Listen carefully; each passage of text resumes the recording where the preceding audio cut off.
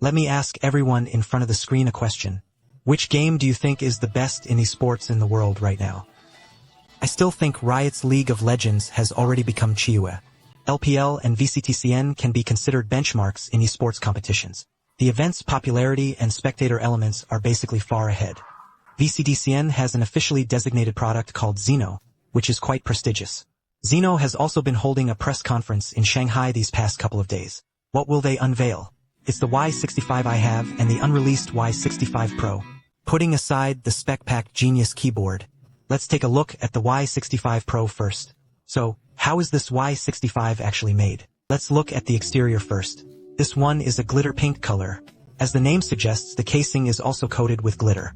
Officially, it uses a nano starlight spraying process, and the casing feels very smooth to the touch. The graininess and smoothness are moderate, and the hand feel is quite good. Arrangements are also uncommon. 65 arrangement of the arrow keys leaves a small front tooth in the middle. There are 4 function buttons, and the top left corner features a Y65 logo.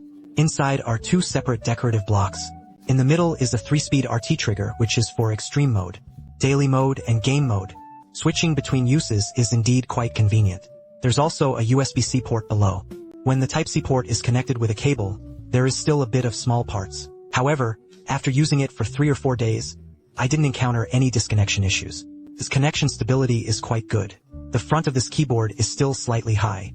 There's also a light strip placed at the front edge of around 23 millimeters. It has a bit of a Transformers vibe.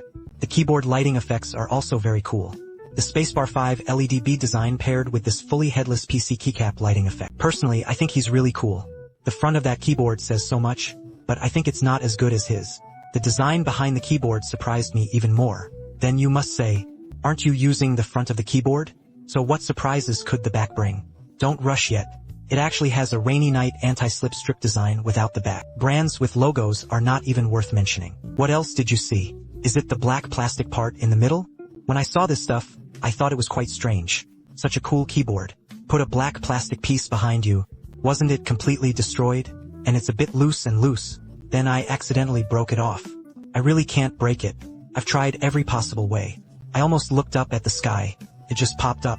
After some research, I realized you can't press the top of the keyboard down. You have to stand firm, or drag it up and break it apart. I tried to break it down and found nothing happened, but when you switch back to the front, the keyboard feels incredibly stiff. Let's take a look at the feel before and after the breakup. You can see that before the break, this keyboard was very soft and springy. Let me break it down. You simply can't press it. There's no room for lower limits. This is actually a physical button for structural switching. For a typical custom keyboard, you get a few screws and a silicone sleeve. You can disassemble it yourself to adjust the sleeve and run the gasket structure.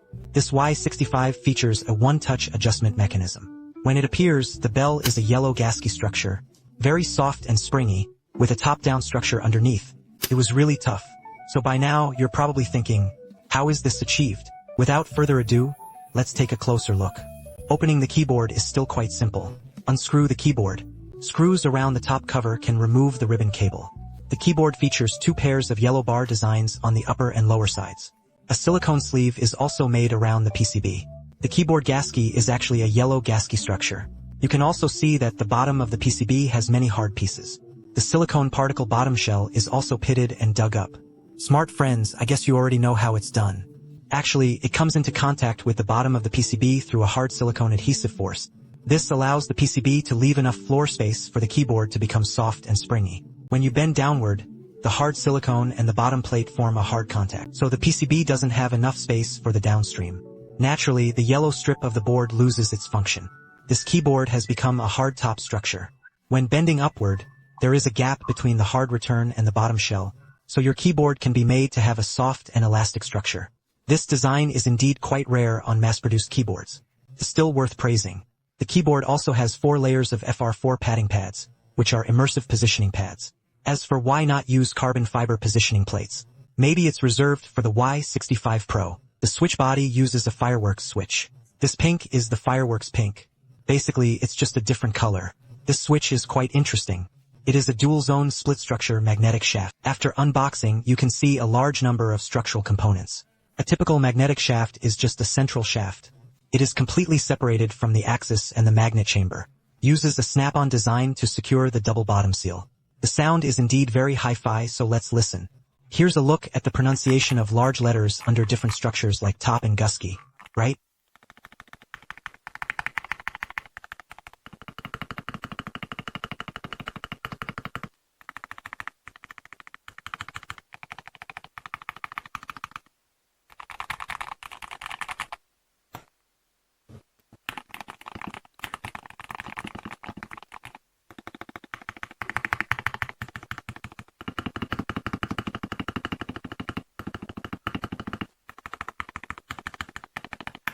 The keyboard uses a self-developed Trident design. Recently, self-developed solutions have really become more and more common.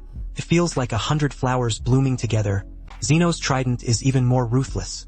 Not only is it pure direct MCU connection, it also uses one large and two small main controllers configuration. The computing power is much higher.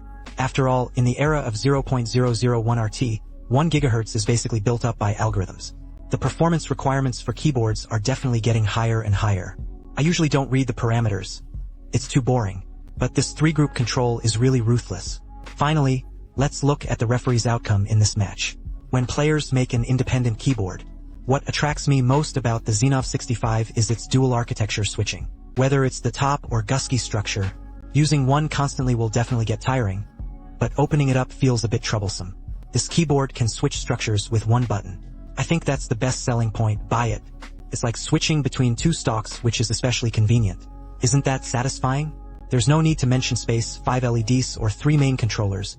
What accuracy delay? I think good design is the keyboard's biggest selling point, bar none. That's all for this video. I'm Sancho. See you next time.